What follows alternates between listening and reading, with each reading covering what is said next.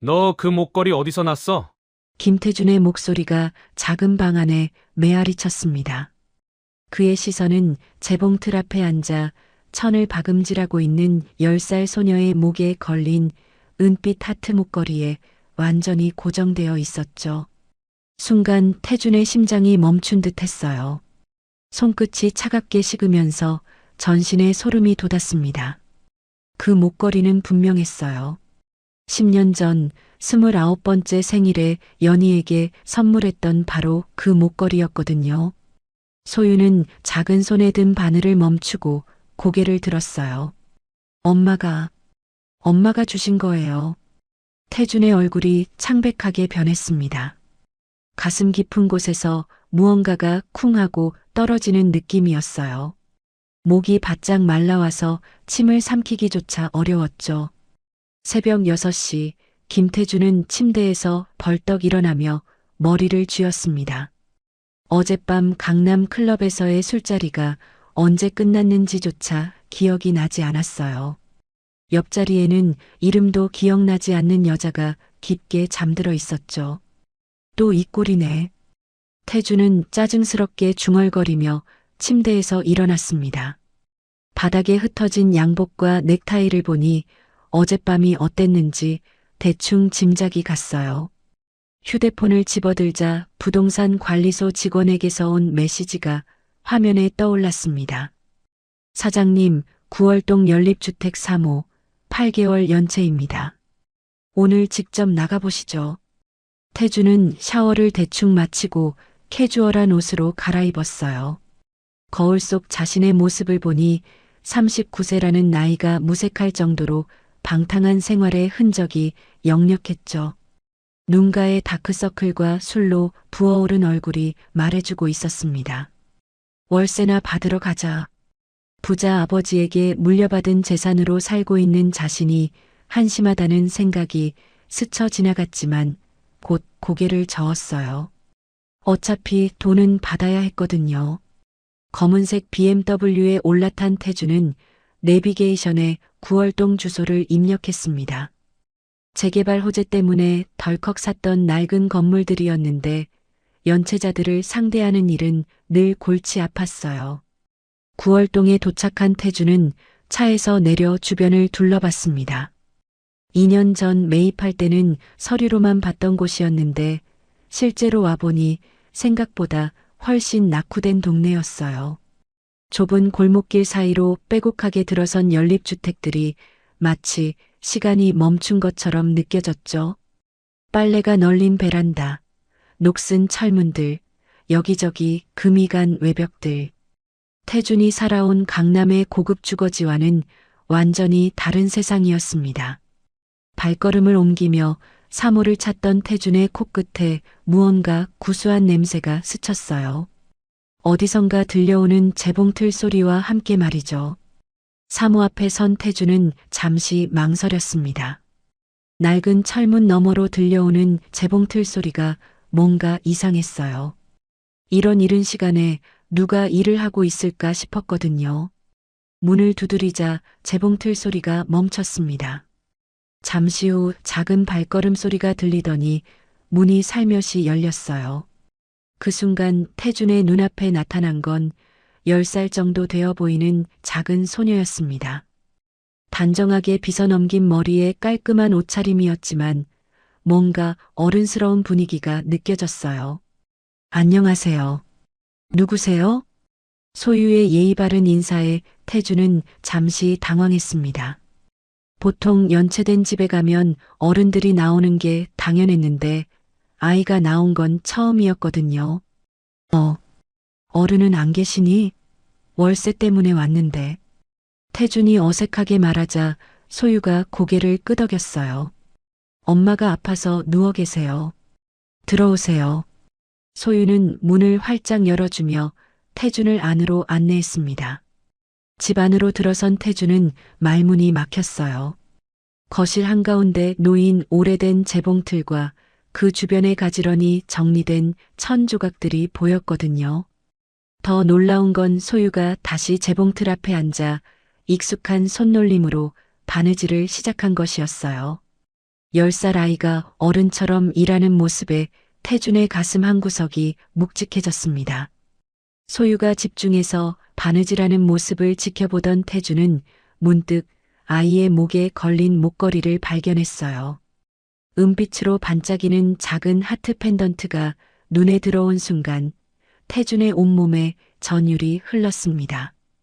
그건 분명히 10년 전 연희에게 선물했던 목걸이였어요.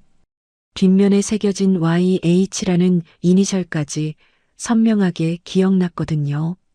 태준의 입술이 바짝 말라왔습니다. 심장이 쿵쿵거리며 가슴이 답답해졌어요. 손끝이 떨려와서 주먹을 꽉 쥐어야 했죠.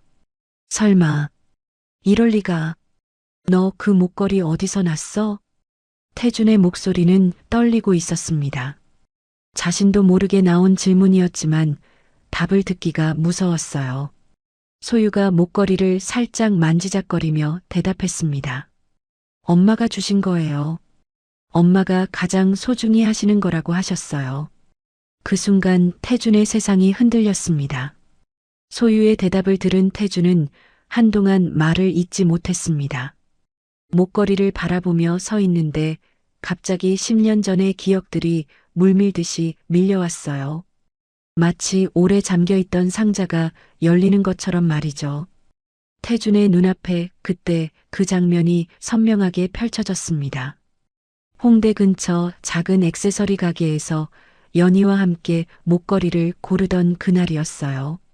29살 생일을 맞은 연희가 너무 비싸다며 사양하는데도 태준은 기어이 그 목걸이를 사주었거든요.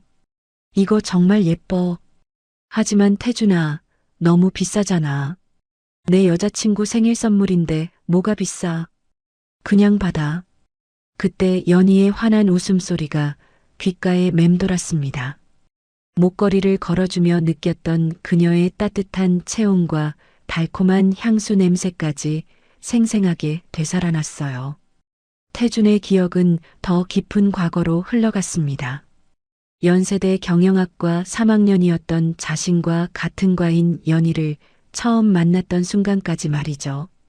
도서관에서 경제학 과제를 하던 중이었어요. 태준이 어려워하고 있을 때 옆자리에 앉아있던 연희가 조심스럽게 도움을 청했던 거였습니다. 선배님, 죄송한데 이 부분 좀 알려주실 수 있을까요? 연희의 맑고 깨끗한 눈빛에 태준은 단번에 마음을 뺏겼어요. 화장기 없는 깔끔한 얼굴과 단정한 차림새가 너무나 순수해 보였거든요. 부유한 집안에서 자란 태준에게는 새로운 매력이었죠. 그날부터 둘은 자연스럽게 가까워졌습니다. 도서관에서 함께 공부하고 학교 앞 작은 카페에서 커피를 마시며 대화를 나누었어요. 태준에게 연희는 지금까지 만나본 여자들과는 완전히 달랐습니다. 연희는 태준의 집안 배경을 모르고 있었어요. 태준도 일부러 숨기지는 않았지만 굳이 자랑하지도 않았거든요. 연희가 아르바이트를 여러 개씩 하며 생활비를 벌고 있을 때도 태준은 그저 열심히 사는구나 라고만 생각했죠. 어느 날 연희가 과외 아르바이트 때문에 약속을 취소한 적이 있었어요. 그때 태준은 처음으로 연희의 현실을 알게 되었습니다. 태준아, 미안해. 오늘 못 만날 것 같아. 갑자기 과외 학생이 시간을 당겨달라고 해서. 전화기 너머로 들려오는 연희의 목소리는 피곤해 보였어요. 하루에 3군데씩 과외를 다니며 학비와 생활비를 벌고 있다는 얘기를 들었을 때 태준의 가슴이 짠해졌던 기억이 났습니다. 그 다음날 태준은 연희를 위해 작은 선물을 준비했어요. 비싸지 않은 책가방이었지만 연희는 정말 좋아했거든요. 그런 소소한 행복들이 두 사람의 사랑을 더욱 깊게 만들었죠. 교제한 지 1년이 지났을 때 태준은 연희를 집에 데려가기로 결심했습니다. 어머니께 정식으로 소개하고 싶었거든요. 하지만 그 결정이 모든 것을 바꿔버릴 줄은 몰랐어요. 강남 대치동에 있는 태준의 집은 연희가 상상했던 것보다 훨씬 컸습니다. 3층짜리 단독주택에 정원까지 딸린 대저택이었거든요. 현관에 들어서며 연희의 표정이 굳어지는 게 보였어요. 태준아, 여긴 우리 집이야. 들어가자. 태준의 어머니 정숙은 거실에서 기다리고 있었습니다. 고급 정장을 차려입고 귀족적인 자세로 앉아 있는 모습이 위압적이었어요. 연희는 긴장한 채로 정중하게 인사했지만 정숙의 표정은 냉랭했죠. 안녕하세요.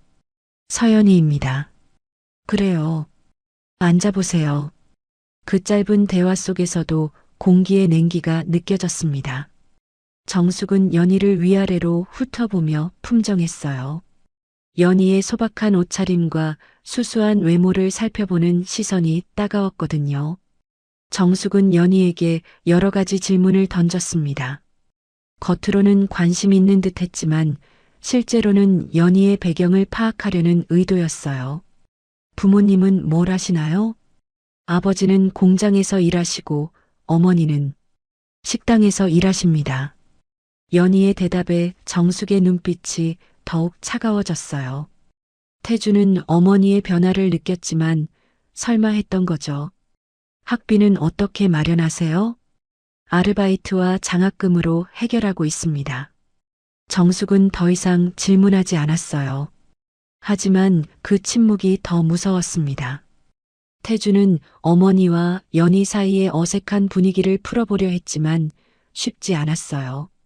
저녁 식사 시간 내내 정숙은 연희를 무시했습니다. 대화에 끼워주지도 않고 시종 차가운 태도를 유지했거든요. 연희가 돌아간 후 집안의 분위기는 얼어붙었습니다. 태주는 어머니가 뭔가 말하려는 기색을 느꼈어요. 하지만 그날 밤은 조용히 지나갔죠.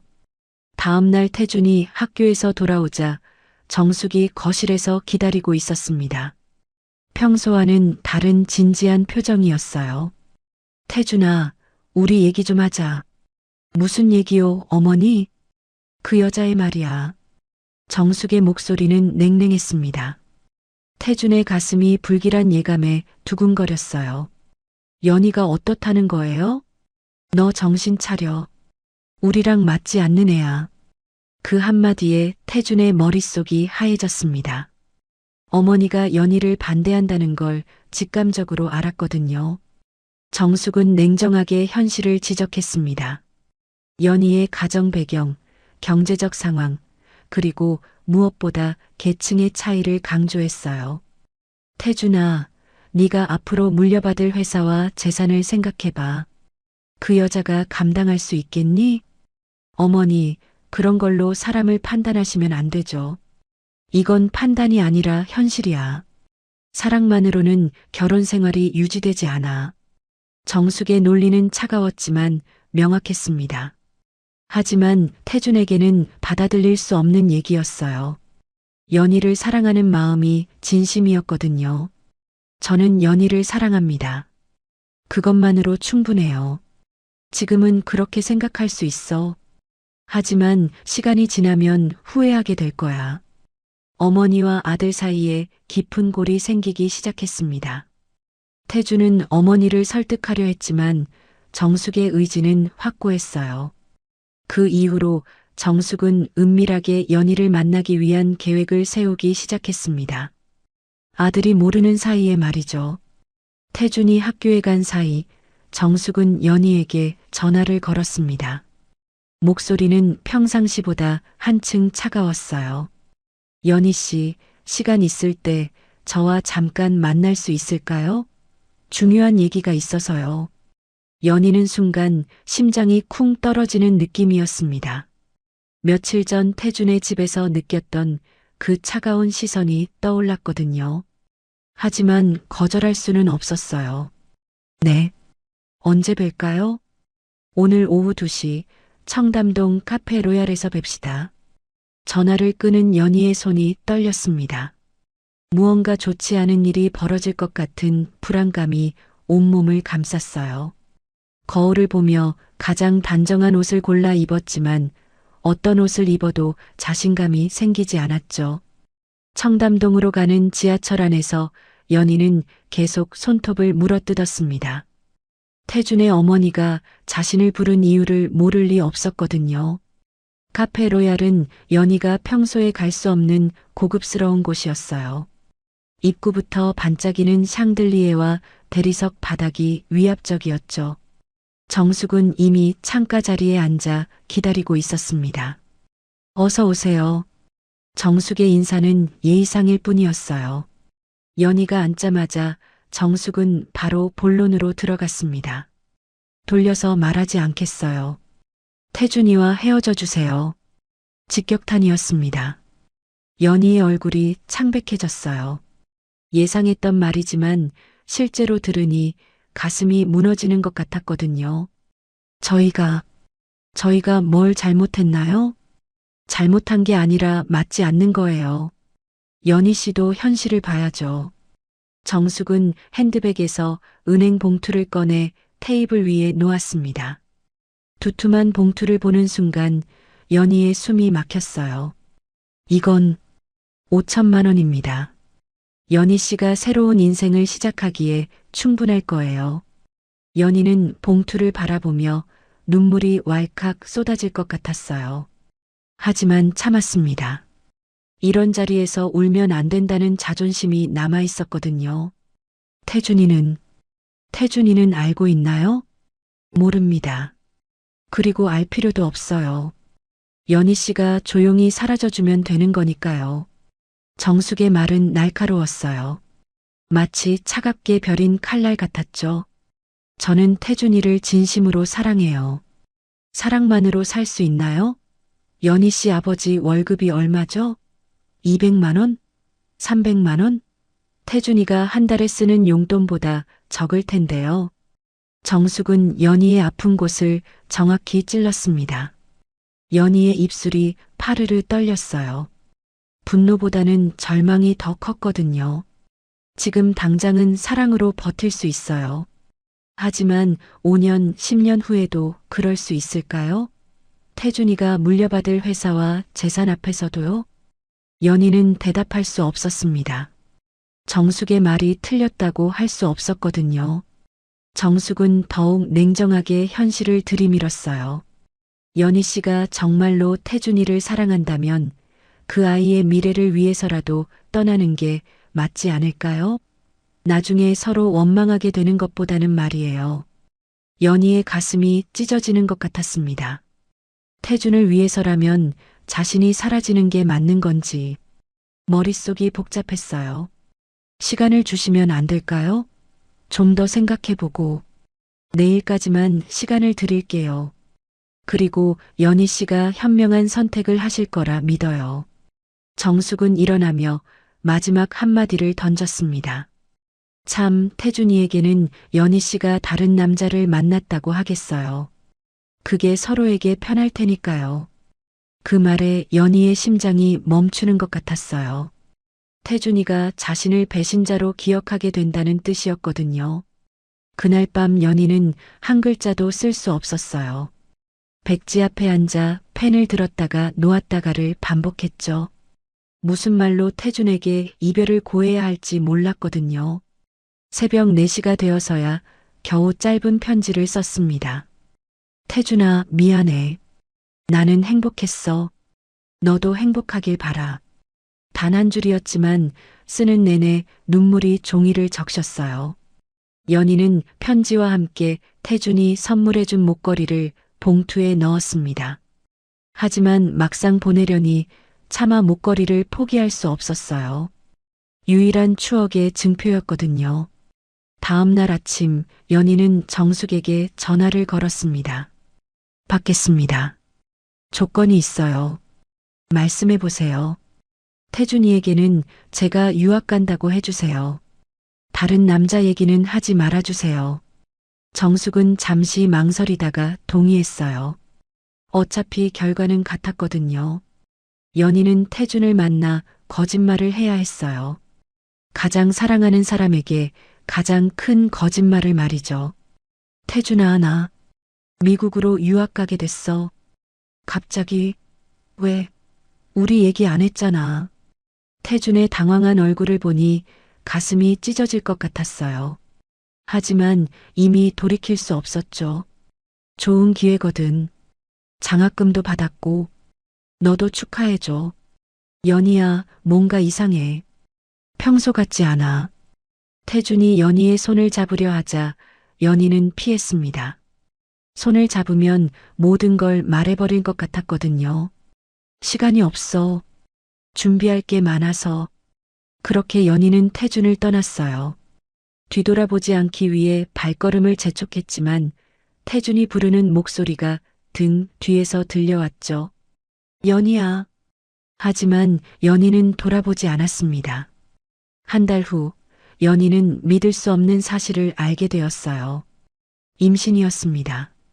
산부인과에서 초음파를 보며 의사가 말하는 걸 들었을 때 세상이 무너지는 것 같았죠. 축하해요. 건강한 아기예요.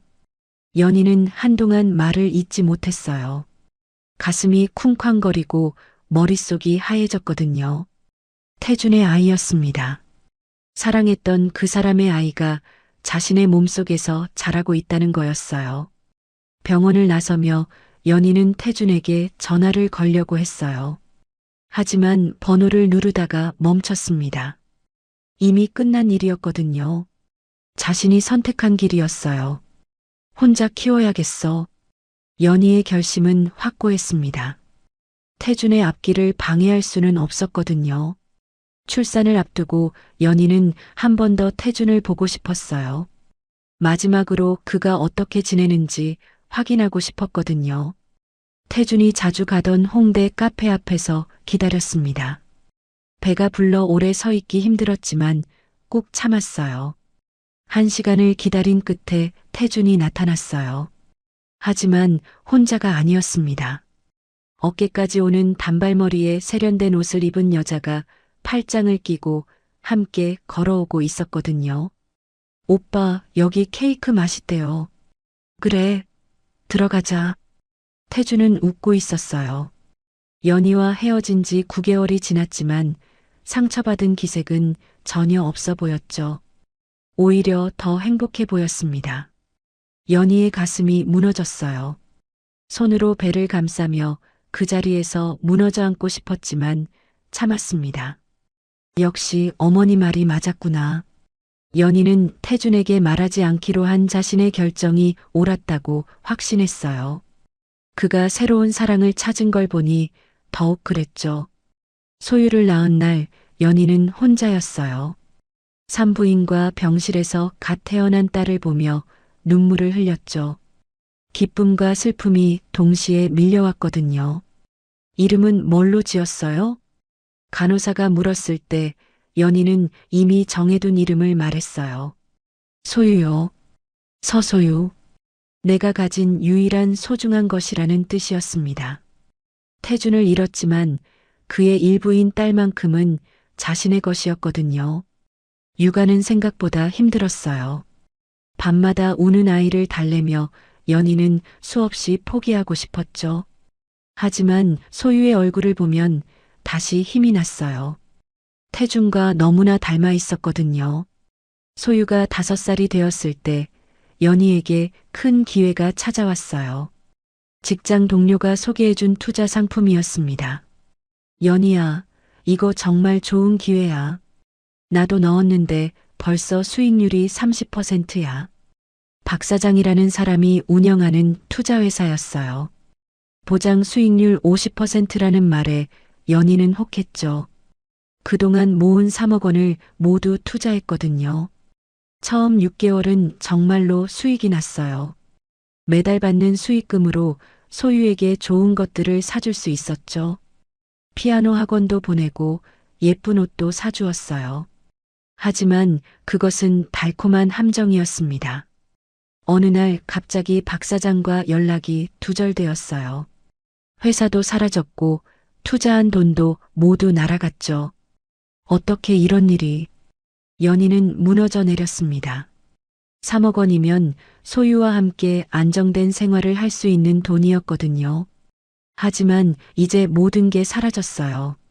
사기를 당한 후 연희의 삶은 급격히 무너졌습니다. 월세를 내는 것도 벅차서 더 작은 집으로 이사해야 했어요. 소유의 피아노 학원도 그만둬야 했죠. 엄마, 왜 이사해요? 여긴 너무 작아요. 잠깐만이야, 소유야. 곧 더 좋은 집으로 이사 갈 거야. 연희는 딸에게 거짓말을 해야 했어요.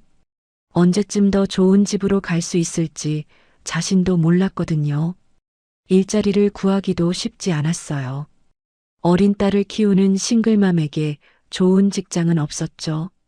결국 연희는 여러 가지 아르바이트를 전전해야 했습니다. 더 나쁜 건 8개월 전부터 몸이 안 좋아진 거였어요. 목에 혹이 만져지기 시작했고 쉽게 피곤해졌죠. 하지만 병원 갈 돈도 시간도 없었어요. 결국 연희는 일도 제대로 할 수 없게 되었고 월세마저 밀리기 시작했습니다. 그렇게 현재의 모습이 된 거였어요. 운명처럼 그 집의 주인이 바로 태준이었는지도 모른 채로 말이죠. 소유의 대답을 들은 태준은 한동안 그 자리에 서 있을 수밖에 없었습니다. 목걸이가 엄마가 준 것이라는 말이 머릿속에서 맴돌았어요. 심장이 쿵쾅거리며 가슴이 답답해졌죠. 연희가 여기 있다는 건가?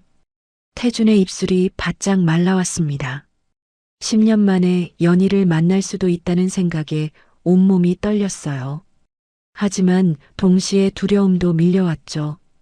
그녀가 왜 이런 곳에서 살고 있는 건지, 무슨 일이 있었던 건지 알 수 없었거든요. 소유야, 엄마는 어디 계시니? 태준의 목소리가 떨렸습니다. 소유는 고개를 들어 태준을 바라봤어요. 아이의 눈동자가 태준의 것과 너무나 닮아 있어서 가슴이 철렁 내려앉았죠. 엄마는 방에서 주무세요.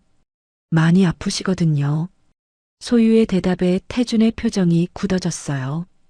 아프다는 말이 가슴에 꽂혔습니다. 어떻게 아프신데? 잘 모르겠어요. 자꾸 기침하시고 열이 많이 나세요. 병원에 가야 하는데. 소유가 말끝을 흐렸어요. 병원비가 없다는 걸 아이도 알고 있었던 거죠. 태주는 소유가 다시 재봉틀로 돌아가는 모습을 지켜봤습니다. 10살 아이의 손놀림이 너무나 익숙해 보였어요. 마치 몇 년째 이 일을 해온 것처럼 말이죠. 재봉틀 옆에는 완성된 옷들이 깔끔하게 개어져 있었어요. 아이용 원피스, 치마, 블라우스까지 다양했죠. 모두 소유가 손으로 만든 것들이었습니다. 소유야, 이거 다 네가 만든 거니? 네. 엄마가 가르쳐 주셨어요. 엄마가 아프시니까 제가 대신 일해야죠. 소유의 대답이 태준의 가슴을 후벼 팠어요. 10살 아이가 엄마 대신 생계를 책임지고 있다는 현실이 받아들여지지 않았거든요. 태준은 방 한구석에 놓인 약통들을 발견했습니다.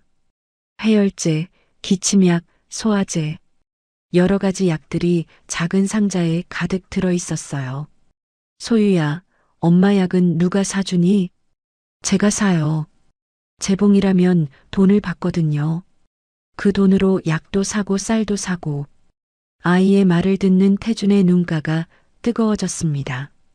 자신이 클럽에서 하루 만에 쓰는 돈이면 이 모든 문제가 해결될 텐데 여기서는 10살 아이가 바늘에 손가락을 찔려가며 그 돈을 벌고 있었거든요. 그때 안쪽 방에서 심한 기침 소리가 들려왔습니다. 소유가 재빨리 일어나 방으로 뛰어갔고 태준도 뒤따라갔어요. 방문이 살짝 열려 있어서 안이 보였습니다. 침대에 누워있는 여자의 모습이 눈에 들어왔을 때 태준의 세상이 멈춰버렸어요. 연희였습니다. 10년 전 그 모습과는 너무나 달라진 연희가 거기 누워 있었어요. 야위고 창백한 얼굴, 움푹 들어간 뺨, 거칠어진 머리카락. 마치 다른 사람 같았죠. 엄마, 물 드실래요? 소유가 물컵을 들고 연희 곁에 앉았어요. 연희는 힘겹게 일어나 물을 마셨습니다. 그러다 문틈으로 서 있는 태준과 눈이 마주쳤어요. 물컵이 연희의 손에서 떨어져 바닥에 떨어졌습니다. 파르르 떨리는 입술로 연희가 속삭였어요. 태준아. 태준은 방 안으로 들어갔습니다. 연희는 이불을 끌어올려 자신을 가리려 했지만 이미 늦었어요. 태준은 그녀의 변한 모습을 모두 봤거든요. 연희야. 대체 무슨 일이? 태준의 목소리가 떨렸습니다. 사랑했던 여자가 이렇게 병들어 있는 모습을 보니 가슴이 찢어질 것 같았어요. 왜 여기 있어? 연희가 힘겹게 물었어요. 태준이 이 집 주인이라는 걸 모르고 있었거든요. 이 집이 내 집이야. 월세 받으러 온 거야. 연희의 얼굴이 더욱 창백해졌습니다. 운명의 장난이 너무나 잔혹했어요. 하필이면 태준의 집에서 살고 있었다니 말이죠. 8개월째 월세를 못 냈구나. 태준의 말에 연희가 고개를 숙였어요. 변명할 말이 없었거든요. 미안해. 조금만 기다려줘. 소유가 이래서 태준의 목소리가 높아졌어요. 10살 애가 뭘 어떻게 이래? 연희는 대답할 수 없었습니다. 현실이 너무나 비참했거든요. 태준은 침대 옆 의자에 앉았습니다. 연희와 가까워지니 그녀의 상태가 더 심각해 보였어요. 숨 쉬는 것조차 힘들어하는 모습이었죠. 언제부터 아팠어? 8개월 정도. 처음엔 감기인 줄 알았는데. 연희의 말이 기침으로 끊어졌어요. 태준은 그녀의 손을 잡고 싶었지만 주저했죠. 10년의 시간이 그들 사이를 가로막고 있었거든요. 병원은 가봤어? 돈이 없어서. 연희의 대답에 태준의 가슴이 먹먹해졌습니다. 자신은 매일 수십만 원씩 술값으로 쓰면서 연희는 병원비가 없어서 아픈 것도 치료받지 못하고 있었던 거예요. 소유가 방으로 들어와 엄마 옆에 앉았어요. 엄마, 이 아저씨가 집주인이래요. 소유야, 잠깐 밖에서 놀고 있을래? 아저씨랑 엄마가 할 얘기가 있어서. 소유는 고개를 끄덕이고 나갔어요. 방에는 태준과 연희만 남게 되었죠. 소유는 몇 살이야? 태준이 조심스럽게 물었어요. 이미 답을 알고 있었지만 확인하고 싶었거든요. 10살. 올해 10살이야. 연희의 대답에 태준의 심장이 쿵 떨어졌습니다. 자신들이 헤어진 지 10년, 소유의 나이가 10살이라는 건 혹시 소유 아빠가 그런 얘기는 하지 마. 연희가 태준의 말을 끊었어요. 하지만 그녀의 떨리는 목소리가 모든 걸 말해주고 있었죠. 태준은 잠시 말을 잇지 못했어요. 머릿속이 복잡했거든요. 소유가 자신의 딸일 수도 있다는 생각에 온몸이 떨렸죠. 왜 말하지 않았어? 왜 연락하지 않았어? 무슨 소용이 있어? 넌 이미 다른 사람과. 연희가 말을 멈췄어요. 10년 전 태준과 다른 여자를 봤던 그 순간이 떠올랐거든요. 다른 사람? 무슨 소리야? 태준이 당황했어요. 연희의 말을 이해할 수 없었거든요. 미국 유학 간다고 했잖아. 그래서 헤어진 거 아니야? 태준아, 어머니가 뭘? 연희는 말하기를 주저했어요. 10년 전 정숙과의 만남을 털어놔야 하는지 고민되었거든요. 태준은 연희의 표정에서 뭔가 숨기고 있다는 걸 알아챘어요. 하지만 지금은 다른 게 더 중요했죠. 일단 병원부터 가자. 당장 가야겠어. 돈이 없다고 했잖아. 내가 낼 거야. 태준의 말에 연희가 고개를 저었어요. 싫어. 동정받고 싶지 않아. 동정이 아니야. 이건 태준도 자신이 왜 이러는지 정확히 설명할 수 없었어요. 그냥 연희가 아픈 걸 보고 있을 수 없었거든요. 밖에서 소유의 목소리가 들렸습니다. 엄마, 배고파요. 태준이 시계를 보니 벌써 오후 1시였어요. 점심시간이 한참 지났는데도 아이는 밥을 못 먹고 있었던 거죠. 소유야, 우리 밖에서 먹을까? 태준이 방에서 나와 소유에게 말했어요. 돈 없어요. 소유의 태연한 대답에 태준의 가슴이 아팠습니다. 10살 아이가 돈 없다는 말을 이렇게 자연스럽게 하다니 말이에요. 태준은 소유와 연희를 번갈아 바라봤습니다. 1시간 전까지만 해도 그냥 월세나 받고 돌아갈 생각이었는데 모든 게 바뀌어 버렸어요. 연희는 아픈 몸을 이끌고 부엌으로 향했어요. 라면이라도 끓여줄게, 소유야. 하지만 연희의 몸이 휘청거렸어요. 태준이 재빨리 달려가 그녀를 붙잡았죠. 괜찮아? 연희의 이마에 손을 대보니 열이 많이 났어요. 40도는 될 것 같았죠. 이건 정말 위험해. 당장 병원 가야겠어. 싫다고 했잖아. 연희가 태준의 손을 뿌리쳤어요. 하지만 그 순간 또다시 심한 기침이 나왔고 이번엔 붉은 기가 섞여 나왔어요. 소유가 놀라서 엄마에게 달려왔습니다. 엄마, 엄마 괜찮아요? 아이의 울먹이는 목소리에 태준의 마음이 무너졌어요. 더 이상 미룰 수 없다는 걸 알았거든요. 연희야, 제발 고집 부리지 마. 소유 생각해서라도. 태준의 간절한 목소리에 연희가 망설였어요. 소유의 눈에 고인 눈물을 보니 더 이상 버틸 수 없었거든요. 알았어. 병원 가자. 연희가 마침내 고개를 끄덕였어요. 태준은 안도의 한숨을 내쉬었죠. 소유야, 엄마랑 병원 갈 거야. 괜찮지? 소유가 고개를 끄덕이며 엄마의 손을 꼭 잡았어요. 엄마 아프지 말아요. 그 순간 태준은 뭔가 확신했어요. 이 아이가 자신의 딸이라는 걸 말이에요.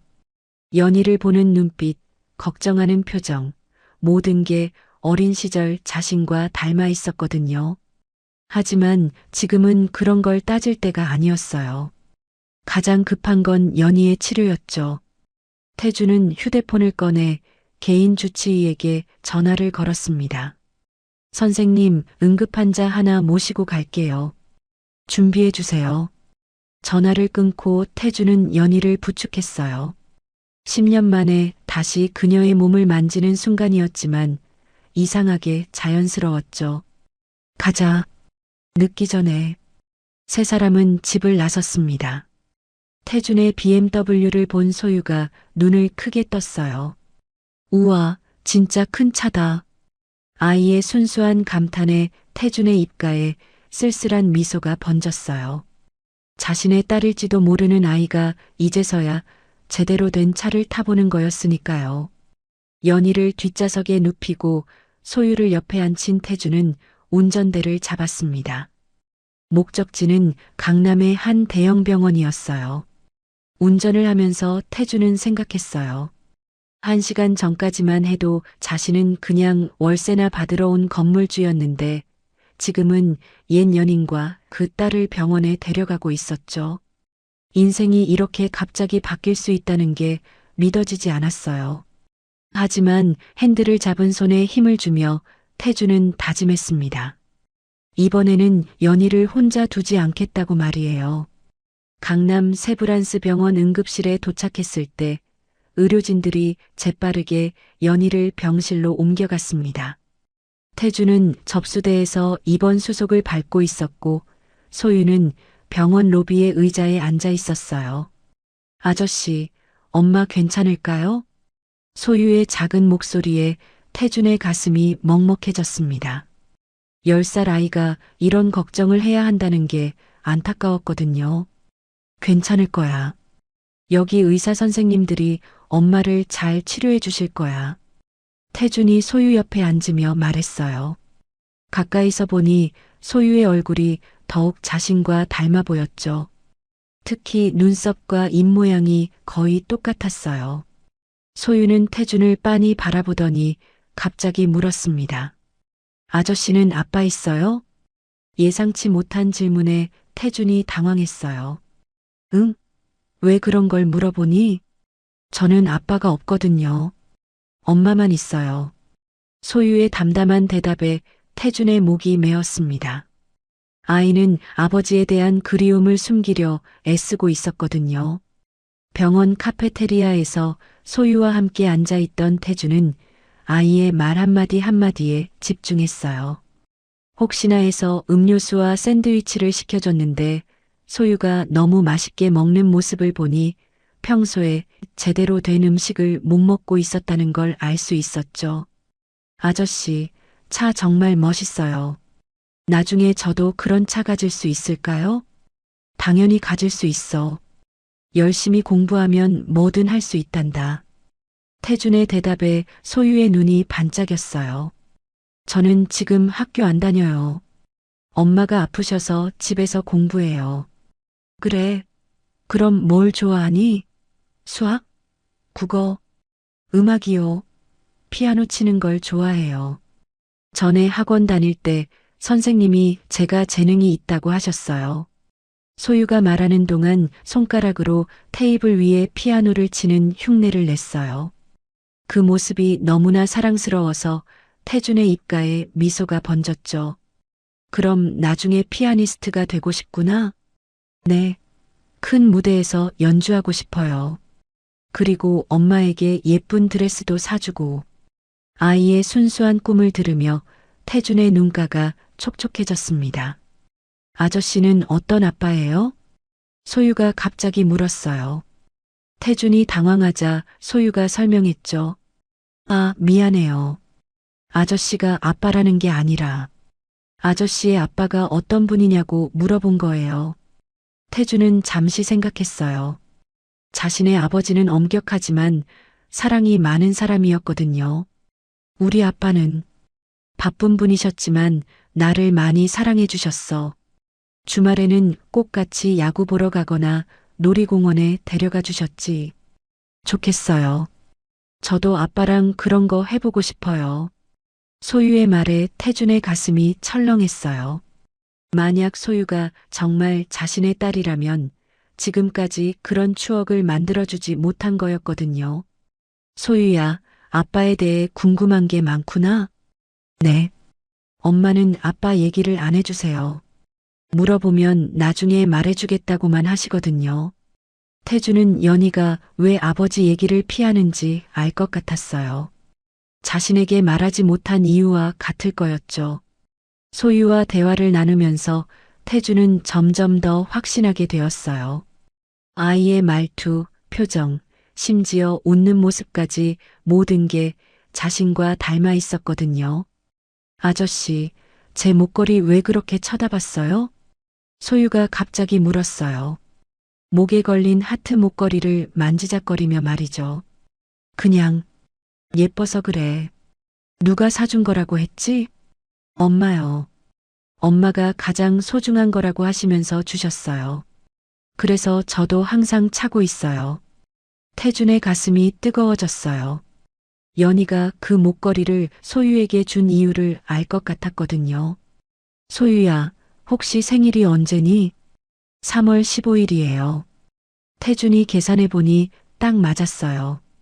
연희와 마지막으로 만난 게 10년 전 5월이었으니까요. 그때 병원 직원이 다가왔어요. 보호자분이세요? 환자분이 깨어나셨습니다. 연희는 병실 침대에 누워 링거를 맞고 있었어요. 얼굴에 조금 혈색이 돌아온 것 같았죠. 소유가 엄마 곁으로 달려가서 손을 꼭 잡았어요. 엄마, 괜찮아요? 응, 괜찮아. 소유야, 아저씨가 잘 돌봐주셨지? 연희가 태준을 바라봤어요. 고마움과 미안함이 섞인 복잡한 표정이었죠. 의사 선생님이 뭐라고 하셔? 태준이 조심스럽게 물었어요. 연희는 잠시 망설이다가 대답했죠. 갑상선암이래요. 꽤 진행됐다고. 수술해야 한대요. 태준의 표정이 굳어졌어요. 암이라는 말이 가슴에 꽂혔거든요. 소유야, 잠깐 밖에서 기다릴래? 엄마랑 아저씨가 중요한 얘기 좀 해야겠어. 연희가 딸에게 말했어요. 소유는 고개를 끄덕이고 병실을 나갔죠. 두 사람만 남자 연희가 먼저 입을 열었어요. 태준아, 정말 고마워. 병원비까지. 그런 얘기 하지 마. 그것보다 다른 얘기부터 하자. 태준의 목소리가 진지해졌어요. 소유는 내 딸이지? 직설적인 질문에 연희가 당황했어요. 하지만 더 이상 숨길 수는 없었죠. 태준아, 솔직히 말해줘. 소유가 내 딸이 맞지? 태준의 간절한 눈빛에 연희는 고개를 끄덕일 수밖에 없었어요. 미안해. 그 한마디로 모든 게 확인되었습니다. 태준은 한동안 아무 말도 할 수 없었어요. 왜 말하지 않았어? 10년 동안 내 딸이 있다는 걸 왜 숨겼어? 태준의 목소리가 떨렸어요. 분노와 슬픔이 동시에 밀려왔거든요. 말할 수 없었어. 너는 이미 다른 사람과. 또 그 얘기야? 나는 다른 사람 만난 적 없어. 너 때문에 몇 년이나 힘들어했는지 알아? 태준이 목소리를 높였어요. 연희가 움찔했죠. 강남에서 봤어. 다른 여자랑 팔짱 끼고 걷는 거. 언제 봤다는 거야? 10년 전.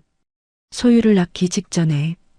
연희의 설명을 들은 태준이 기억을 떠올렸어요. 그때쯤이면 설마 사촌 누나 말하는 거야?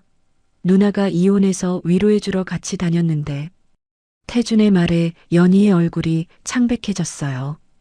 자신이 오해했다는 걸 깨달았거든요. 그럼 내가 잘못 본 거였어?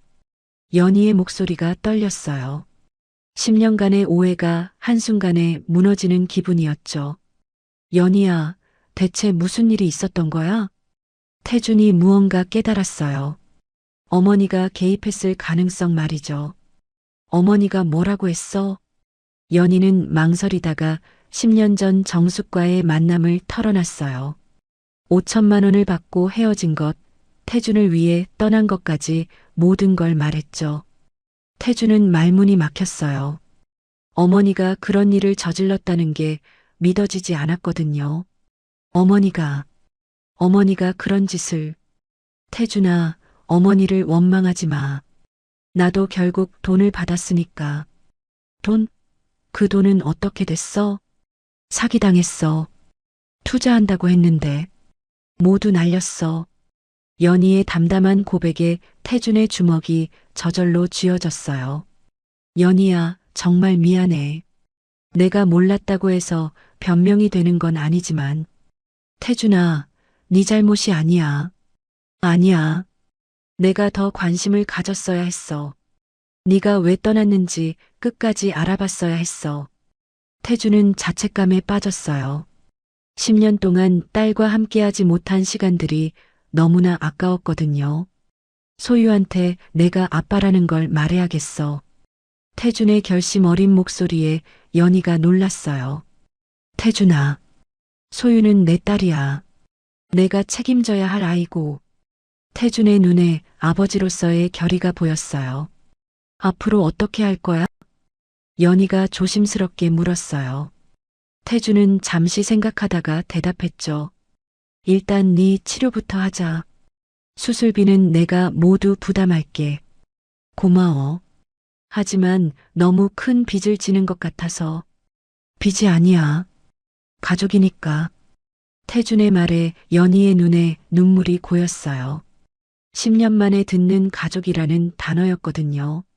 그리고 소유도 이제 제대로 된 교육을 받아야 해.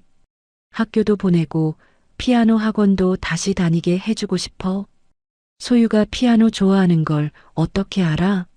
아까 얘기했거든. 피아니스트가 되고 싶다고.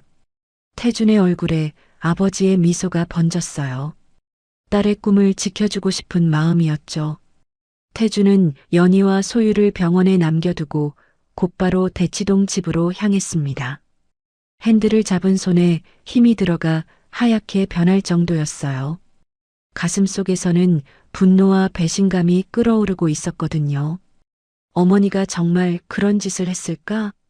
하지만 연희의 이야기가 너무나 구체적이었어요. 5천만 원, 청담동 카페 로얄, 모든 퍼즐이 맞아떨어지고 있었죠. 차에서 내린 태준의 걸음은 평소보다 무거웠습니다. 10년 동안 자신이 얼마나 바보같이 살았는지, 그리고 딸의 존재조차 모르고 지낸 세월이 얼마나 허무한지 깨닫고 있었거든요. 현관문을 열고 들어서자 정숙이 거실에서 차를 마시고 있었어요. 평소처럼 우아한 자세였지만 태준에게는 그 모든 게 가식으로 보였죠. 어머니, 태준의 목소리가 평소와 달랐어요. 차갑고 날카로웠죠. 정숙이 고개를 들어 아들을 바라봤습니다. 태준아, 오늘 약속 있다고 했잖니. 약속은 취소했습니다. 태준이 정숙 맞은편에 앉으며 직시했어요. 어머니의 눈을 피하지 않았죠. 어머니, 물어볼 게 있어요. 태준의 진지한 어조에 정숙이 찻잔을 내려놓았어요. 뭔가 심상치 않다는 걸 직감했거든요. 10년 전에 연희를 만나셨죠? 그 한마디에 정숙의 얼굴이 굳어졌습니다. 태준은 어머니의 표정 변화를 놓치지 않았어요. 갑자기 왜 그런 얘기를? 대답해 주세요. 서연이를 만나셨냐고 묻고 있어요. 태준의 목소리에 강압이 담겨 있었어요. 정숙은 잠시 망설이다가 고개를 끄덕였죠. 만났어. 왜 만나셨어요? 그리고 무슨 얘기를 하셨어요? 정숙은 일어나서 창가로 걸어갔습니다. 등을 돌린 채로 말했어요. 그 애가 너한테 무슨 말을 했니? 제가 묻고 있잖아요. 어머니가 연희에게 뭐라고 하셨냐고요. 태준도 일어나 어머니 뒤로 다가갔어요. 정숙의 어깨가 미세하게 떨리는 게 보였죠. 태준아, 넌 아직도 그 애를 사랑하고 있구나. 정숙이 돌아서며 한숨을 쉬었어요. 체념하는 듯한 표정이었죠. 사랑하는 게 문제가 아니에요. 어머니가 뭘 했는지가 문제죠. 나는 너를 위해서 한 거야. 정숙의 목소리가 떨렸어요. 태주는 어머니의 고백을 기다렸죠. 그 애한테 돈을 줬어. 5천만 원. 너에게서 떠나라고 했어. 드디어 나온 고백이었습니다. 태준의 주먹이 꽉 쥐어졌어요. 어떻게 그런 짓을 하실 수 있어요? 태준아, 너는 모르겠지만 현실이 그래. 사랑만으로는 안 되는 거야. 정숙이 아들을 달래려 했지만 태준의 분노는 더욱 커져만 갔어요. 그게 어머니가 정할 일이에요? 제 인생이잖아요. 태준의 목소리가 집안에 울려 퍼졌습니다. 정숙은 소파에 주저앉으며 자신의 행동을 정당화하려 했어요. 태준아, 그때 너는 29이었어. 아직 어렸고 판단력이 부족했어. 어렸다고요? 29이 어려요? 그래, 어렸어. 특히 연애에 관해서는 더욱 그랬고, 정숙의 목소리에는 확신이 담겨 있었어요. 자신이 옳다고 믿고 있었거든요. 그의 집안 배경을 봤니? 아버지는 공장 노동자고 어머니는 식당에서 일해. 너랑 맞지 않아. 그게 뭐가 문제예요? 사람됨이 중요하지 집안이 중요해요? 사람됨도 중요하지만 현실도 봐야지. 네가 물려받을 회사와 재산을 생각해봐. 정숙은 냉정하게 현실론을 펼쳤어요. 하지만 태준에게는 받아들일 수 없는 논리였죠. 그런 논리로 사람을 판단하시는 거예요? 판단이 아니라 사실이야. 나중에 너도 고마워할 거야. 어머니의 말에 태준의 가슴이 답답해졌어요. 10년 동안 저는 연희가 저를 버리고 떠났다고 생각했어요. 그러게 빨리 잊고 새로운 사람 만나라고 했잖니. 어머니의 태연한 반응에 태준이 치를 떨었어요. 어머니 때문에 제가 얼마나 고생했는지 알아요? 태준의 목소리가 떨렸어요. 10년간의 방황이 떠올랐거든요. 연희를 잃고 난 후에 술만 마시고 여자들이나 만나고 인생을 망쳤잖아요. 그건 네가 정신을 못 차린 거지. 내 탓이 아니야. 정숙이 책임을 회피하자 태준이 더욱 격분했어요. 어머니 탓이 아니라고요? 제가 사랑하는 사람을 빼앗아 놓고? 빼앗은 게 아니라 너를 위해서 한 거라고. 어머니와 아들의 목소리가 점점 높아졌어요. 위해서요? 누구를 위해서요? 저를 위해서라고 하는데 저는 10년 동안 불행했어요. 태준이 소리쳤습니다. 그동안 쌓인 모든 분노가 폭발하는 순간이었어요. 그것만이 아니에요, 어머니. 태준이 차갑게 말했어요. 연희에게는 제 아이가 있어요. 제 딸이 있다고요. 정숙의 얼굴이 창백해졌어요. 이건 예상하지 못한 일이었거든요. 뭐라고? 10살 된 딸이 있어요. 소유라는 아이가. 제가 아빠라는 것도 모른 채 지금까지 살아왔어요. 태준의 말에 정숙이 소파에 주저앉았어요. 그럼 그때 그 애가 임신이었다는 거니?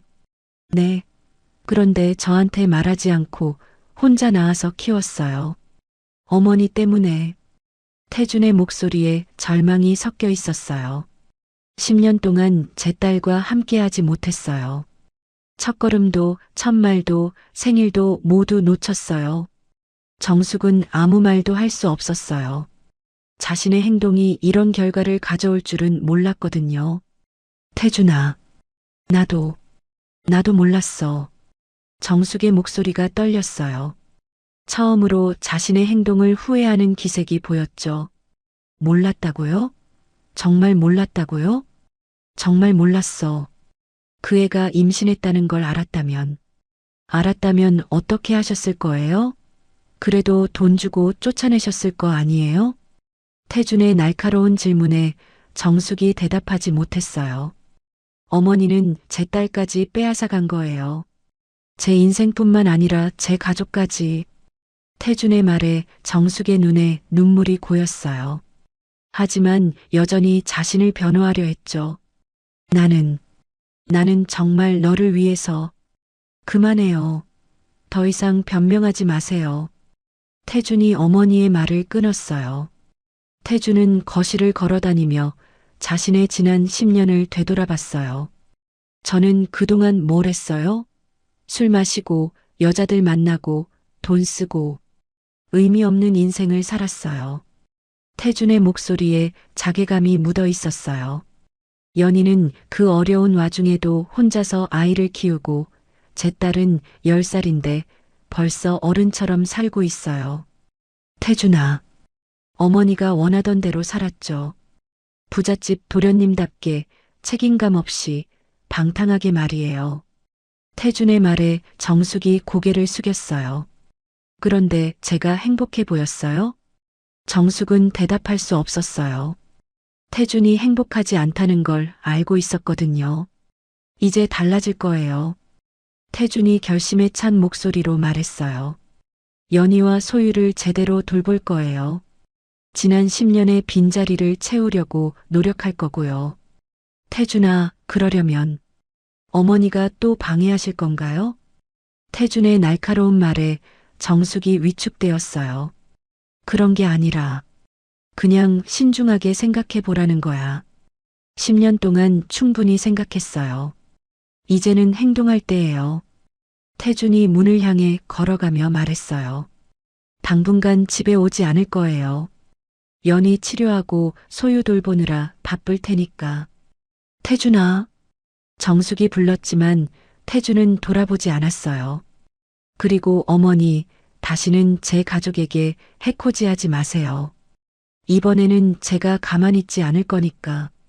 태준의 경고에 정숙의 얼굴이 창백해졌어요. 현관문을 나선 태준은 깊게 숨을 들이마셨어요. 가슴속에 맺혀있던 10년간의 응어리가 조금은 풀린 기분이었죠. 차에 올라탄 태준은 핸드폰을 꺼내 연희에게 메시지를 보냈어요. 곧 갈게. 소유한테 저녁 뭐 먹고 싶은지 물어봐. 그리고 자신에게 다짐했어요. 이제부터는 진짜 아버지가 되겠다고, 진짜 남자가 되겠다고 말이에요. 뒤돌아보니 집 창문에서 정숙이 서 있는 게 보였어요. 하지만 태준은 더 이상 미련을 두지 않았죠. 자신에게는 이제 더 중요한 가족이 있었으니까요. 연희와 소유, 그리고 함께 만들어가야 할 새로운 미래가 있었거든요. 차에 탄 태준의 입가에 오랜만에 진짜 미소가 번졌어요. 이제야 진짜 인생이 시작되는 기분이었거든요. 연희의 수술을 하루 앞둔 병실은 긴장감으로 가득했어요. 태준은 밤늦도록 병실에 남아 연희와 소유 곁을 지키고 있었죠. 소유는 엄마 옆 간이침대에 잠들었지만 연희는 잠이 오지 않는 듯 천장만 바라보고 있었어요. 태준아, 고마워. 정말 고마워. 연희가 작은 목소리로 말했습니다. 태준은 그녀의 손을 조심스럽게 잡았어요. 고맙다는 말 하지 마. 당연한 거야. 만약 수술이 잘못되면 그런 소리 하지 마. 반드시 잘 될 거야. 태준의 확신에 찬 목소리에 연희가 작게 웃었어요. 10년 전 그 따뜻함이 여전했거든요. 소유는 어떻게 하지? 내가 입원해 있는 동안 내가 돌볼 거야. 이제 내 딸이니까. 태준의 말에 연희의 눈에 눈물이 글썽였어요. 10년 만에 진정한 가족이 된 기분이었죠. 그때 소유가 잠꼬대를 했어요. 아빠. 두 사람이 동시에 소유를 바라봤어요. 아이는 여전히 깊게 잠들어 있었지만 무의식 중에 아빠를 부르고 있었죠. 다음 날 오전 8시 연희가 수술실로 들어갔어요. 태준은 소유와 함께 수술실 앞 복도에서 기다렸죠. 6시간이 걸릴 예정이라고 했지만 1분 1초가 너무나 길게 느껴졌어요. 아저씨, 엄마 괜찮을까요? 소유가 불안한 표정으로 물었어요. 태준은 소유를 안아주며 다독였죠. 괜찮을 거야. 의사 선생님이 최고라고 하셨잖아. 하지만 태준 자신도 불안했어요. 만약 연희에게 무슨 일이라도 생긴다면 상상하기조차 싫었거든요. 시간을 보내기 위해 태준은 소유에게 책을 읽어주거나 병원 내 카페에서 음료수를 사주었어요. 하지만 소유의 마음도 수술실에 가 있어서 집중하기 어려웠죠. 아저씨, 저 하나만 물어볼게요. 응, 뭐든지 물어봐. 아저씨도 엄마를 사랑하세요? 소유의 순진한 질문에 태준의 가슴이 뜨거워졌어요. 응, 아저씨는 엄마를 정말 많이 사랑해. 그럼 우리 가족이 될 수 있어요? 태준은 소유의 작은 손을 잡으며 대답했어요. 그렇게 되었으면 좋겠어. 너도 그렇게 생각하니? 소유가 환하게 웃으며 고개를 끄덕였어요. 오후 3시 수술실 문이 열리며 의사가 나왔어요. 태준과 소유가 재빨리 달려갔죠. 수술 잘 끝났습니다. 다행히 전이도 없었고 완전히 제거했어요. 의사의 말에 태준의 무릎에 힘이 빠질 뻔했어요. 소유는 기뻐서 팔짝팔짝 뛰었죠. 정말요? 엄마가 나았어요? 완전히 나으려면 시간이 걸리지만 수술은 성공적이었어요. 2주 정도 입원하시고 집에서 회복하시면 됩니다. 태준은 의사에게 깊이 고개를 숙여 인사했어요. 소유도 따라서 인사했죠. 연희가 회복실로 옮겨졌을 때 태준과 소유는 조용히 그녀 곁에 앉아 깨어나기를 기다렸어요. 연희의 얼굴은 창백했지만 평화로워 보였죠. 엄마, 빨리 일어나요.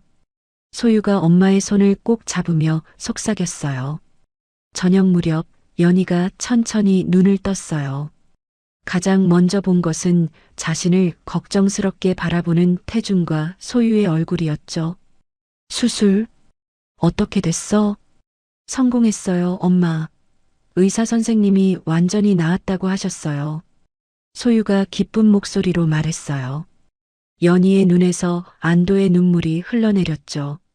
정말, 정말 고마워, 태준아. 이제 걱정하지 마. 앞으로는 내가 다 챙길게. 태준이 연희의 이마에 살짝 키스했어요. 10년 만에 진심 어린 키스였죠. 소유가 박수를 치며 웃었어요. 우와, 정말 가족 같아요. 그 말에 태준과 연희가 서로를 바라봤어요. 이제 정말 가족이 될 때가 된 것 같았거든요. 연희가 회복하는 동안 태주는 완전히 다른 사람이 되었어요. 매일 아침 일찍 병원에 와서 연희를 돌보고 소유와 함께 시간을 보냈죠. 예전에 다니던 클럽들은 모두 정리했어요. 술 친구들과의 연락도 끊었고요. 대신 소유를 위해 근처 초등학교의 전학 절차를 밟고 피아노 학원도 알아봤어요. 아저씨, 정말 피아노 학원 보내주실 거예요? 당연하지. 소유가 피아니스트가 되고 싶다고 했잖아. 소유의 눈이 반짝였어요. 꿈이 현실이 될 수 있다는 희망이 생겼거든요. 태주는 또한 연희와 소유가 살 새 집도 알아보고 있었어요. 9월동의 낡은 집이 아니라 깨끗하고 안전한 곳으로 말이죠. 엄마, 아저씨가 새 집도 구해주신대요. 소유야, 아저씨한테 너무 많은 걸 바라면 안 돼.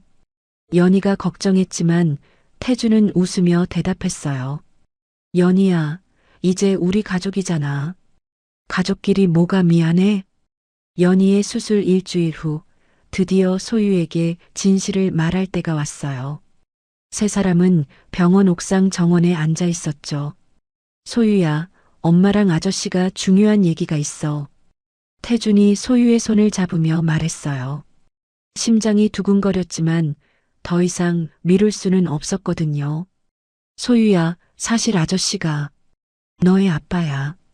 잠깐의 침묵이 흘렀어요. 소유가 태준을 빤히 바라보더니 갑자기 환하게 웃었어요. 정말요? 정말 제 아빠세요? 응, 정말이야. 미안해, 소유야. 지금까지 옆에 있어주지 못해서. 태준의 눈에 눈물이 맺혔어요. 소유는 태준의 목을 껴안으며 소리쳤죠. 와, 드디어 아빠가 생겼어요. 엄마, 저 정말 행복해요. 소유의 순수한 기쁨에 연희도 눈물을 흘렸어요. 이렇게 행복한 순간이 올 줄은 몰랐거든요. 아빠, 이제 아빠라고 불러도 되죠? 당연하지. 아빠가 얼마나 그 말을 듣고 싶었는지 몰라. 태준이 소유를 꽉 안으며 말했어요. 드디어 진짜 아버지가 된 기분이었죠. 그 후 일주일 동안 태준은 매일 병원에서 연희와 소유와 함께 시간을 보냈어요. 소유는 이제 태준을 아빠라고 부르며 완전히 따랐죠. 아빠, 오늘은 뭐 할 거예요? 엄마가 좀 더 나으시면 우리 집도 보러 가고 학교도 가볼까? 와, 정말요? 새 학교요? 소유의 들뜬 모습을 보며 태준은 자신이 이 아이를 위해 할 수 있는 모든 것을 해주고 싶었어요. 연희도 매일 조금씩 좋아졌어요. 목소리도 더 맑아지고 웃음도 많아졌죠. 태준아, 정말 많이 변했구나. 뭐가? 예전에 너라면 이렇게 책임감 있게 굴지 않았을 텐데. 연희의 말에 태준이 쓴웃음을 지었어요. 이제야 진짜 어른이 된 것 같아. 늦었지만 마침내 연희의 퇴원일이 정해졌어요. 2주간의 입원 생활을 마치고 집으로 돌아가는 날이었죠. 태주는 이미 새 집을 구해놨어요. 강남은 아니지만 깨끗하고 안전한 아파트였죠.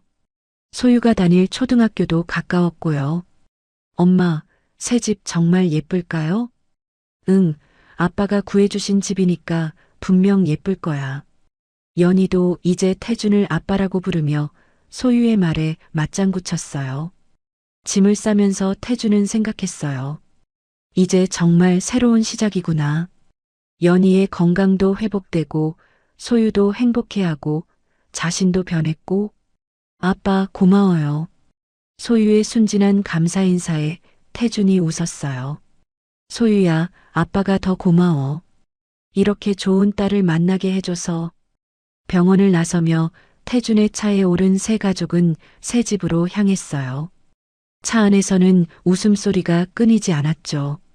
아빠, 새 집에 피아노도 있어요? 응, 아빠가 새 피아노 사뒀어. 소유 마음에 들지 모르겠지만. 와, 정말요? 소유가 손뼉을 치며 기뻐했어요. 연희도 태준을 고마운 눈빛으로 바라봤죠. 너무 많은 걸 해줘서 미안해. 미안하다는 말 그만해. 이제 우리 가족이잖아. 태준의 말에 연희가 미소를 지었어요. 차창 밖으로는 따뜻한 봄 햇살이 비치고 있었어요. 마치 새로운 시작을 축복해주는 것 같았죠. 새 아파트에 도착한 세 가족은 깨끗하고 밝은 집을 둘러봤어요. 소유방에는 정말로 새 피아노가 놓여 있었고 거실은 넓고 밝았죠.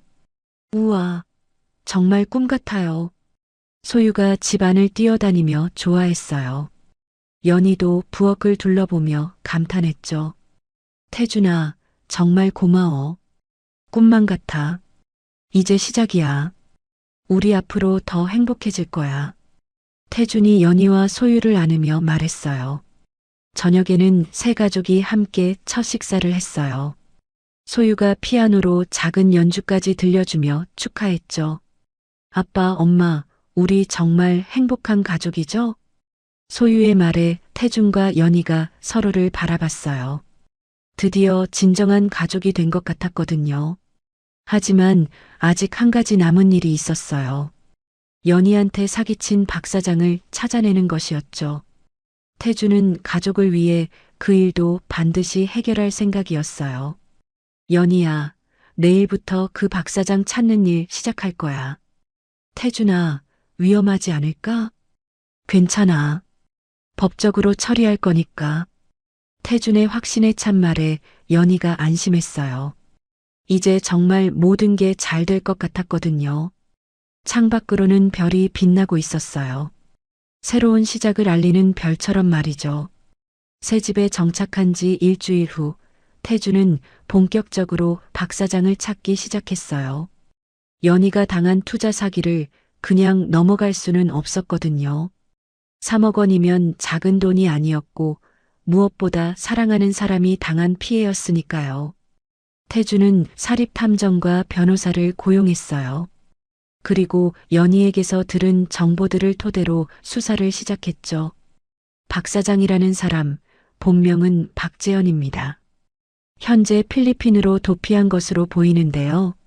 사립탐정의 보고를 들은 태준의 눈빛이 차가워졌어요.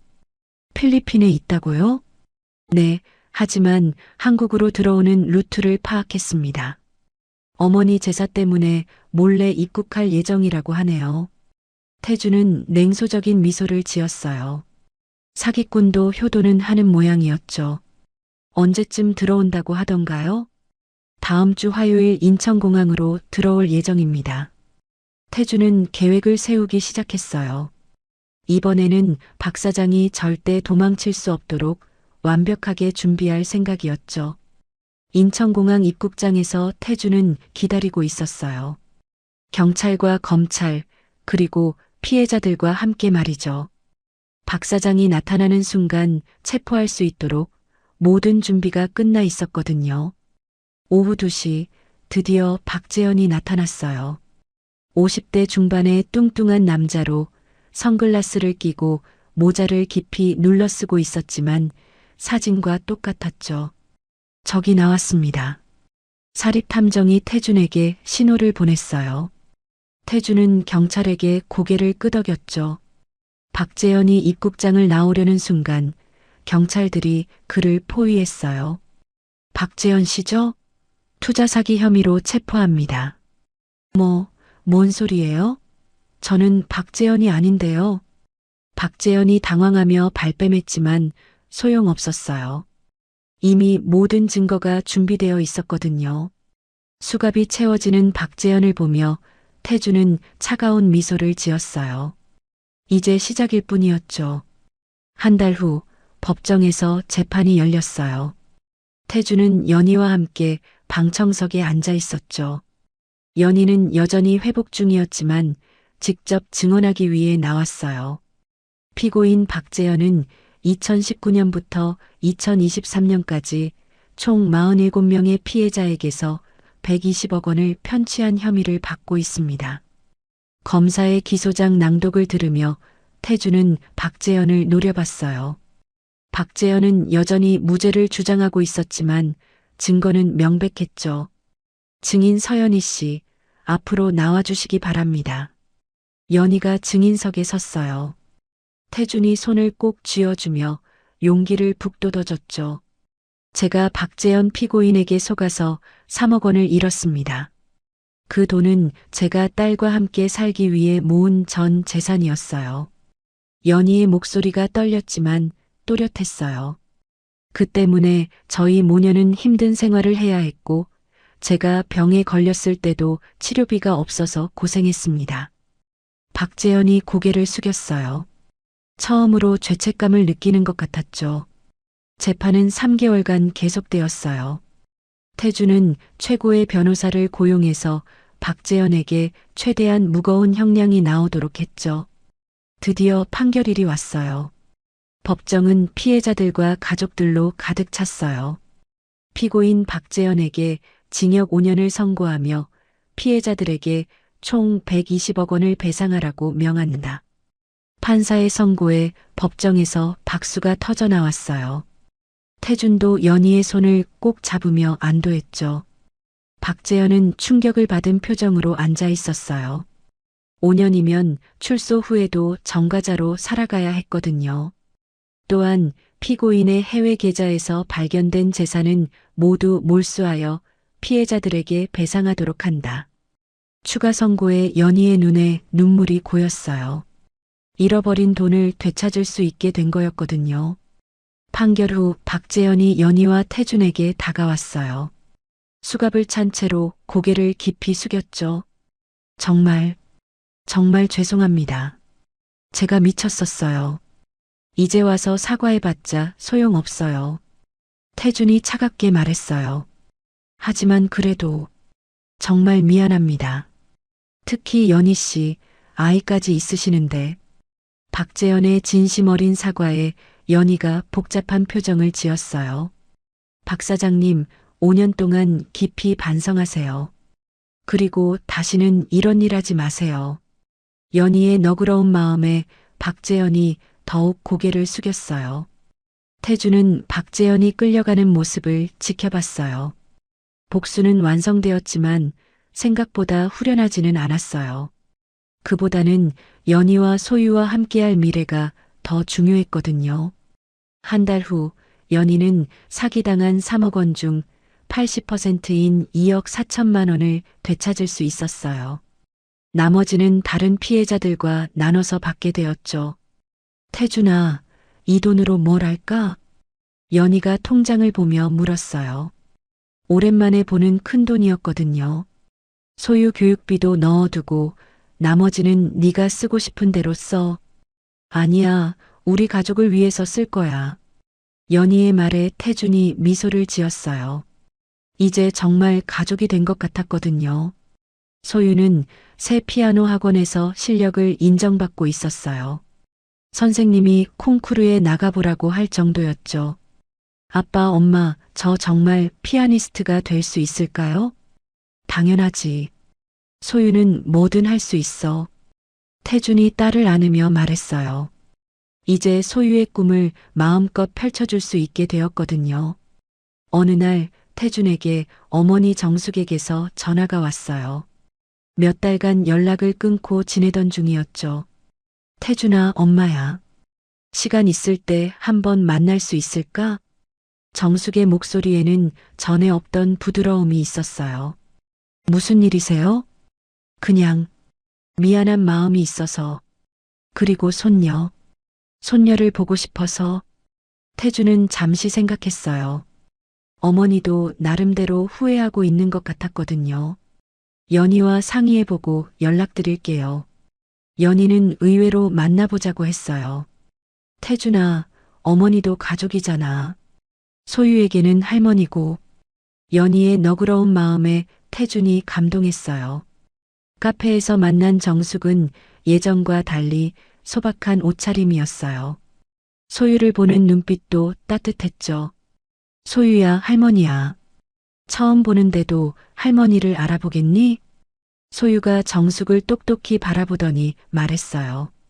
할머니, 아빠 닮았어요. 그 말에 정숙이 웃음을 터뜨렸어요. 소유의 순수함에 마음이 녹은 거였죠. 연희야, 정말 미안해. 내가 너무 잘못했어. 정숙이 연희에게 고개를 숙이며 사과했어요. 진심이 담긴 사과였죠. 괜찮아요, 어머님. 이제 다 지난 일이에요. 연희의 용서에 정숙의 눈에 눈물이 고였어요. 소유야, 할머니가 늦게 나타나서 미안해. 이제부터 많이 사랑해줄게. 할머니, 저도 할머니 사랑해요. 소유의 순수한 사랑 표현에 정숙이 울먹였어요. 그날 밤 새 집에서 새 가족이 저녁을 먹고 있을 때 태준이 갑자기 일어섰어요. 연희야, 소유야, 할 말이 있어. 태준이 주머니에서 작은 상자를 꺼냈어요. 반지 상자였죠. 연희야, 10년 늦었지만 나와 결혼해 줄래? 연희가 깜짝 놀라며 손으로 입을 막았어요. 소유는 손뼉을 치며 좋아했죠. 우와, 아빠가 엄마에게 프로포즈하는 거예요? 응, 우리 정식으로 가족이 되자. 태준이 무릎을 꿇고 연희 앞에 섰어요. 서연이, 나 김태준과 결혼해서 평생 함께 해줄래? 연희의 눈에서 눈물이 흘러내렸어요. 10년을 기다린 프로포즈였거든요. 네, 네, 좋아요. 연희가 고개를 끄덕이자 태준이 반지를 그녀의 손가락에 끼워줬어요. 소유가 박수를 치며 소리쳤어요. 만세, 우리 진짜 가족이 됐어요. 그날부터 새 가족은 결혼 준비에 바빴어요.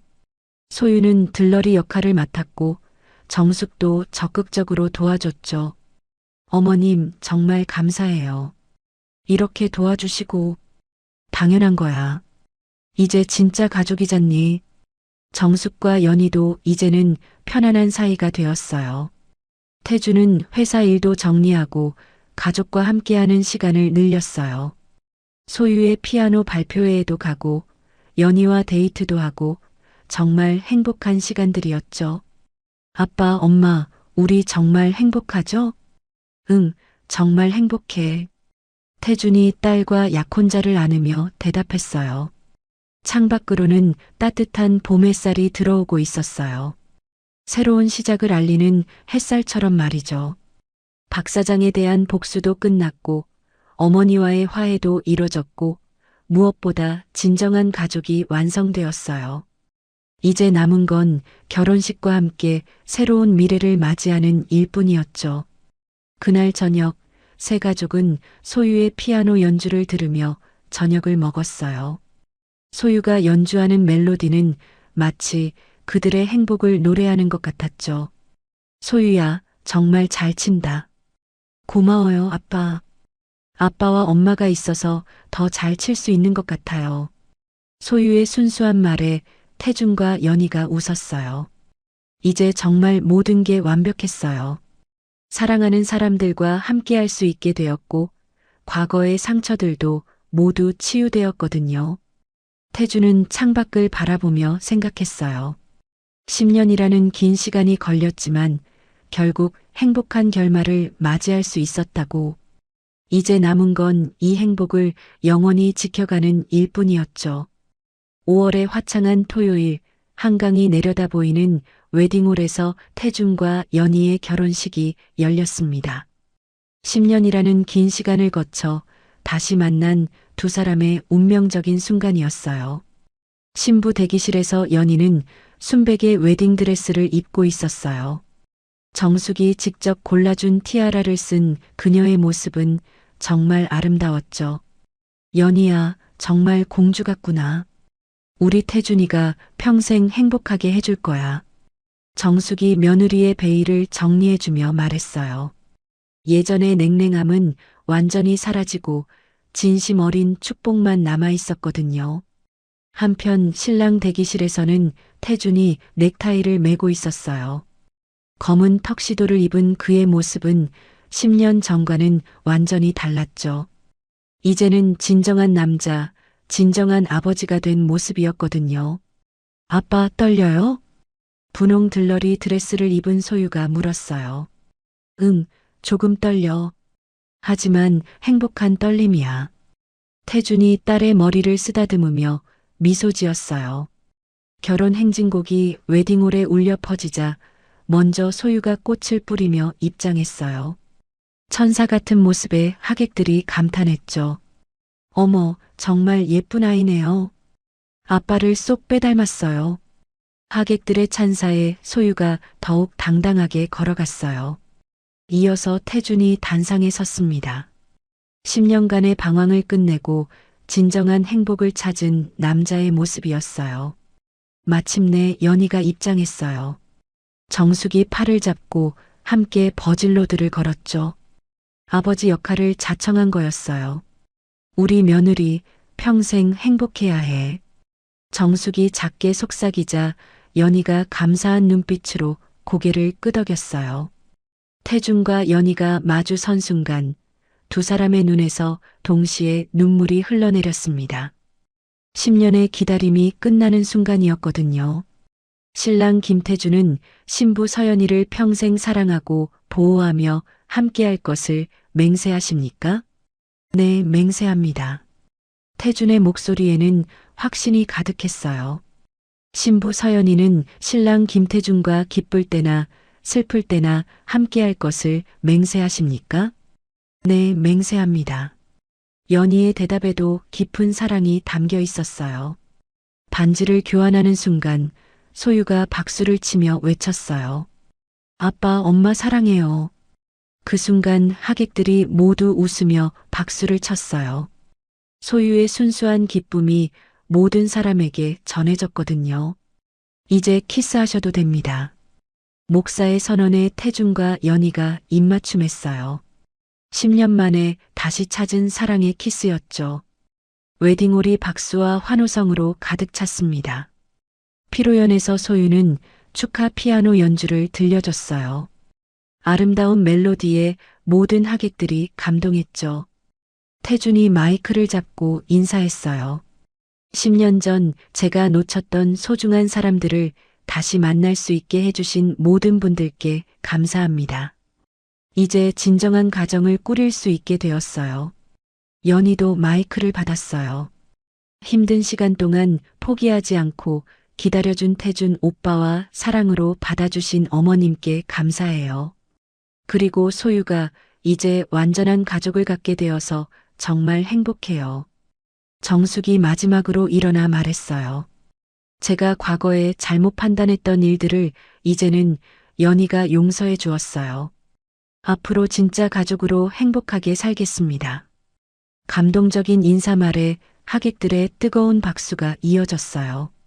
해가 질 무렵 웨딩홀 정원에서 세 가족이 마지막 사진을 찍었어요. 노을이 지는 하늘을 배경으로 한 가족 사진은 정말 아름다웠죠. 우리 정말 행복한 가족이에요. 소유가 환하게 웃으며 말했어요. 그래, 이제 진짜 가족이 됐어. 태준이 아내와 딸을 꽉 안으며 대답했어요. 앞으로 평생 행복하게 살자. 연희가 남편과 딸을 바라보며 말했어요. 세 사람의 얼굴에는 순수한 행복이 가득했어요. 10년이라는 긴 시간을 거쳐 다시 만난 사랑, 아픔과 오해를 극복하고 이룬 진정한 가족이 완성된 순간이었거든요. 하늘에는 첫 별이 떠오르고 있었어요. 마치 그들의 행복한 미래를 축복해주는 것처럼 반짝이며 말이죠. 오늘 소윤의 가족 이야기 어떠셨나요? 이야기가 재밌으셨다면 구독과 좋아요 부탁드려요. 그리고 지금 이 순간 어디서 무엇을 하며 들어주고 계신지 댓글로 나눠주세요. 여러분의 이야기도 궁금하거든요. 여러분 가정에 따뜻한 행복이 가득하시길 바라며 오늘도 시청해주셔서 감사합니다.